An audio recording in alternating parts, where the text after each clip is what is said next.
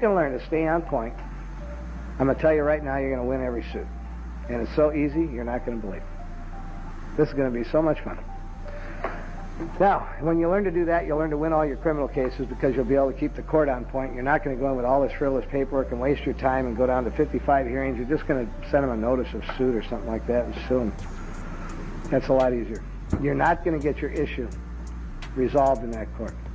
My son, for instance, in this very same case, was arrested in that house because they had no reason to arrest my son. They charged him for resisting arrest, which was stupid. He didn't resist arrest. He hit the floor like everybody else, but when he asked them for a warrant, they said that delayed them, impeded them getting the handcuffs on him. Here's a guy in his own house asking him for a warrant. They've got 18 guns to his head, and they said he was impeding their arrest, so they wrote him up for resisting arrest. They had to have something.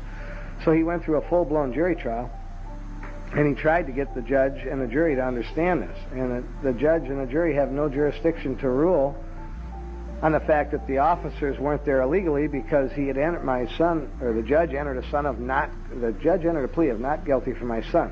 Now my son is stuck with going to court. He's agreed to disagree. At least the record shows it. Now my son didn't actually enter the plea. The judge did. But we didn't know how to get rid of it. And the only thing my son should have said in court, and I told him to do this, but he didn't do it, I said,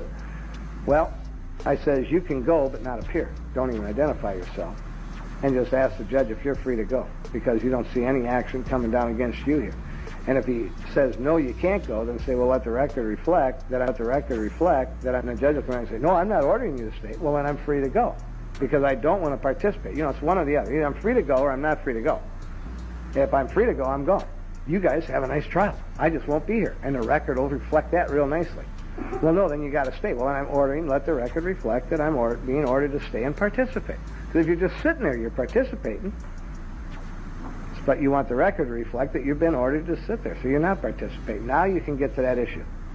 And later you can sue them for the damage. You can say, there was no trial, the judge just flipped out, nothing. I wasn't even there. No, he ordered me to stay there, but I wasn't there. So that's how it comes down. Like, you can't even go, and I know you've all heard about special appearance. You can't even make a special appearance. There's no such thing.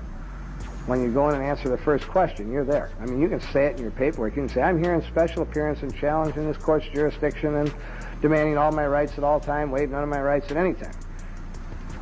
Well, there are some court cases that have said you can challenge the court in special appearance, but they're not telling you to challenge it in special appearance. They're telling you not to participate. That's special appearance.